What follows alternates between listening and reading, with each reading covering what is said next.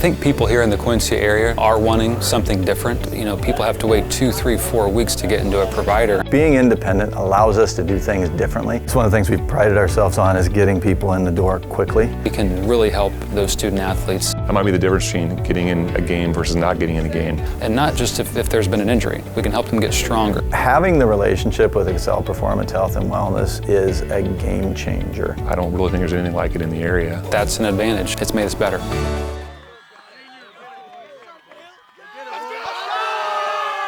We knew that it was going to come down to each and every play. Everyone had to do their job every single play, and that's what happened tonight, and we ended up coming out with a W. Well, I thought the guys had a great week of practice, and, they wanted a chance to redeem that earlier round, and they showed up ready, and that's just the style we like to play. We like to bring it north and south, and they did a good job with it tonight.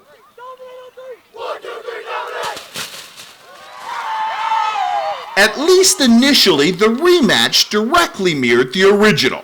North Shelby, armed this time around with a healthy version of All-Stater Gannon Bowen, took the opening kickoff and marched deep into Knox County territory, which allowed Drake Prang to draw first blood, bullying his way in from 5 yards out to make it 6-0 in favor of North Shelby. Gannon Bowen would add the 2-point conversion, and it would be an 8-0 lead. And the Raider defense on the first play of offensive scrimmage for the Eagles would try to set the tone, courtesy of Drake Prang, but 3 plays later, it's Cooper Clare with another of his typical magic tricks. This one a 46-yard run, which cars and whittles the score down to 8-6.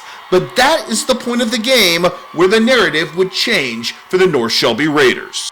We learned that athletes make plays, so we just got to keep going, rolling on offense. If Knox County, they have a really good offense. If they score, we just got to score right back and keep going. I mean, Cooper is a great player. Great players are going to make great plays. You just got to bounce back from it. You can't lean your head down on the big plays. You just got to bounce back and keep fighting. We knew sooner or later they were going to break a play or two, and that's what happens, They have a lot of speed on that team, and, they're a great team. They had a great year, and hats off to them for that. But our guys, I thought, showed up tonight with a mission at hand, and they went out and took care of it.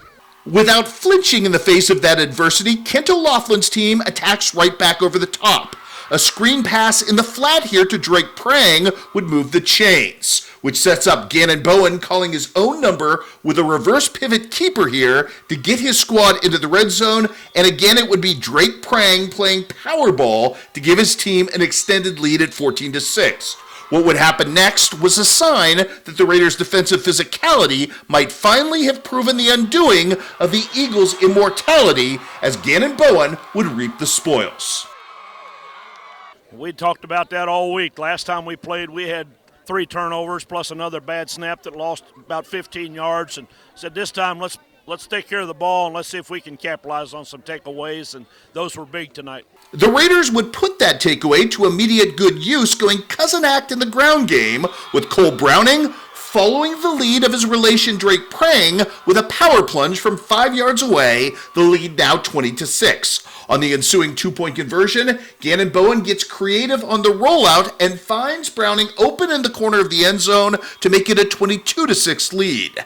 After Knox's next possession yields nothing, Gannon Bowen back to work, looking very healthy on this run, taking plenty of physical contact, and that would set up Cole Browning yet again to do the heavy lifting, first to get the ball deep into the red zone, breaking up 2 defenders, and then punching it home on this run to extend the lead at that point to 28-6. The 2-point conversion, another clever run, this time untouched by Gannon Bowen, makes it a 30-6 lead. But that 24-point margin would be short-lived in enjoyment for the Raiders. The Eagles immediately back to work at the end of the first half. Cooper Clare to Elias Schunold, who pays for that catch, but gives his team great field position, and this may be the prettiest 12-yard run you see all season as Cooper Clare dials it up. It's 30-12 at the half.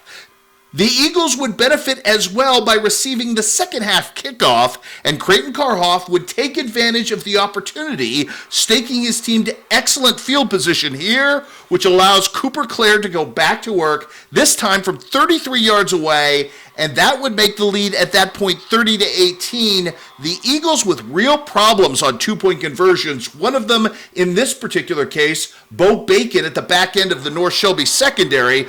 But the Eagles could not press their advantage in this one. 4th and 3, trying to turn over the Raiders on downs.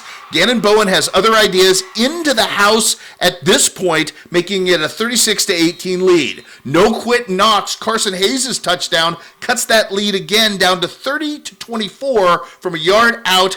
Isaac Shahan trying to press the defensive advantage here and to build some momentum with a tackle for loss. But Knox fails to chip any deeper into this. Drake Prang with a backbreaker here from 35 yards away makes the lead 42-24. Knox County trying desperately to get back into this one. On 4th down, it is a screen pass into the flat. Drake Prang and company are there to turn the Eagles over on downs, and they would continue to build and grow the lead. Cole Browning in to make it 50-24 at this point, and then it is Gannon Bowen's turn once again. From 24 yards away, he would extend the lead out to 58-24. The Raiders look magnificent in hoisting district gold 72-32.